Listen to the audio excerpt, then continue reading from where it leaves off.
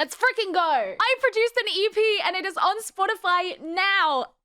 Hi guys, welcome back to my channel. I know this is not the kind of content I usually make. Hello. But I am really excited about this and I really wanted to tell you guys about it. So for the last most of this year at this point, because since the very beginning of July, I have been working on writing and producing an EP, and it is finally released and it's out there. I've always made it public that I do a lot of music production stuff, but I've never tried to like push it. This is the very first time. And you know what? I put my entire fucking heart and soul into this 5-track EP.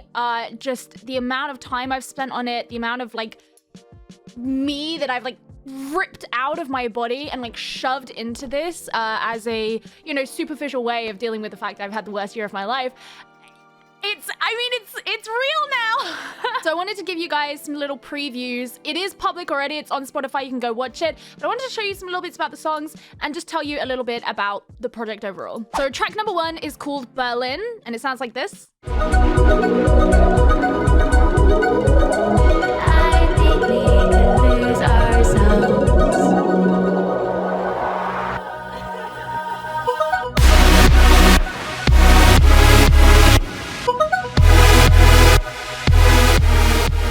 So this was the second track that I finished on the EP, the third track that I actually wrote on the EP. And my whole goal with this track is I wanted to write something in the Lydian mode. I wanted it to sound airy and optimistic and have this nostalgic sense and just feel like something was beginning. I wanted it to have that feeling. Like kind of the Max Richards version of the Vivaldi Spring.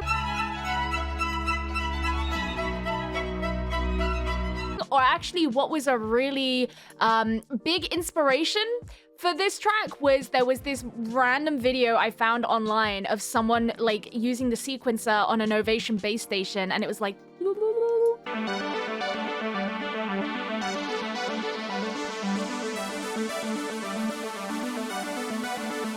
and that was really what I wanted for this track. Stylistically for the drop, I wanted to go for that kind of Porter Robinson, Maddien style hypersaw, which I actually am really happy with. I made the hypersaw from scratch. I obviously do all the sound design myself, but I had never made a hypersaw before. I didn't know how it was gonna sound, and I'm really happy with the way that it turned out. It's funny because when I first recorded this song, I hated my vocals in it because I'd never heard my voice like that. I was sort of putting on this high-pitched electropop kind of thing to my voice, and now when I listen back to it, I actually really love it. I guess I've gotten used to it at this point, but yeah. So this takes me on to track 2, the eponymous track, Letter to the Stars. You can leave this world again, I'll watch you while you sleep.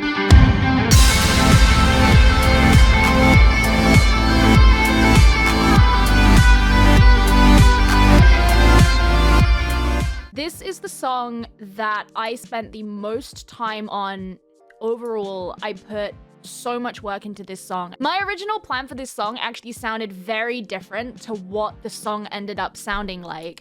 And in fact, the original like verse that I wrote was in this god-awful time signature that went from like 9/8 to 7/8 to 6/8 or something like that. And I remember sending it to a friend of mine who's like a musical prodigy, and I was like, can you please figure out the time signature for this? Because like I don't know what it is. Because I write my music, you can't even see, I have a like piano, well, keyboard, but over there, I write it all there. And so I'm like playing it and I'm like, yeah, this is in 4/4. No, it wasn't in 4/4. So I actually scrapped the original song. And I spent, I think like 2 or 3 days where I would just lie on my bed, get up, play some chords I liked, not come up with anything, and then lie on my bed again. And eventually what happened was there was a little like melody that I had written for what I wanted to be backing vocals. It went and that was, I think, here we go, this was it in my book. It literally just says, and then these are the notes. There you go, you can plagiarize. And I just got to a point where I was like, I'm just gonna try and write a verse to that. It's the only melody I really have. Let's see what I can do. And I ended up coming up with something that I really liked, and thus the song was born. I knew that I wanted the song to evolve over the course of it and have a big crescendo at the end. So it has this very kind of demure or subtle start to the song, and it's quite a low register, and I bring in lower harmonies as well. I just was really happy with how I managed to get that kind of build up to this big crescendo after the second chorus, which my friend Jacob very kindly did the guitar part for. And, you know, here's the thing. All of the vocals of this EP, I recorded on this microphone standing at this desk. So when I recorded the very final vocal bit, I love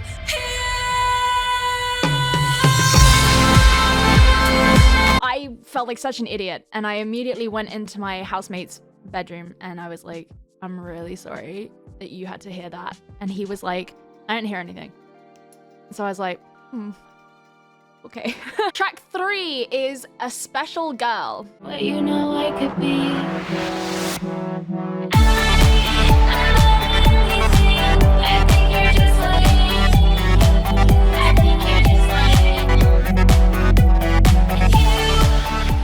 Now, this is a really interesting song because I set myself a couple of challenges for it, as I did with all of the songs. And in this case, the main one was I wanted to write a song in 5/4.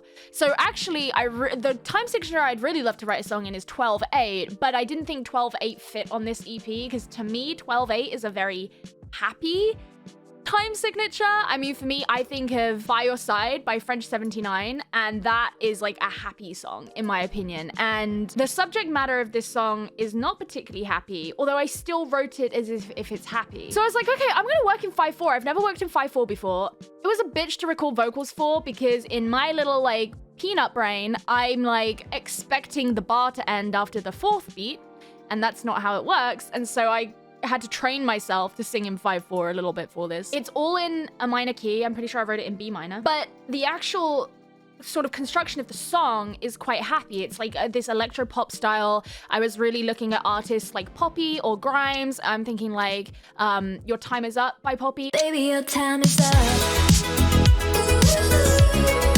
Baby, your time is up. Or Pin by Grimes. It was the voice of Detroit.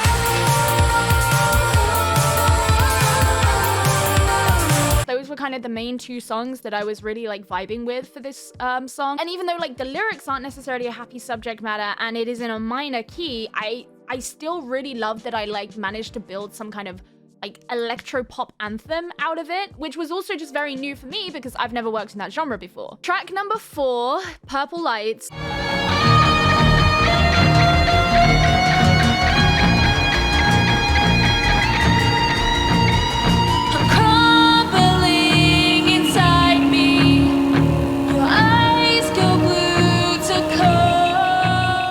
So this is the track that was the last one for me to finish and that I was the most nervous about, and yet seems to be the track that people like the best. So this is the track that has the least doctoring on my voice. So I've put my voice through the fewest filters or effects or anything. It is kind of just my voice. There's like some reverb on it, but that's sort of it. And it's a very raw, emotional song.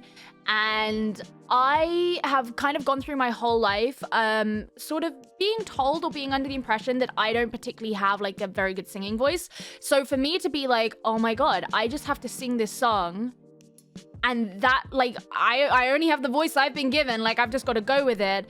And to have people message me being like, holy shit, your vocals in this song are insane. I'm like, really?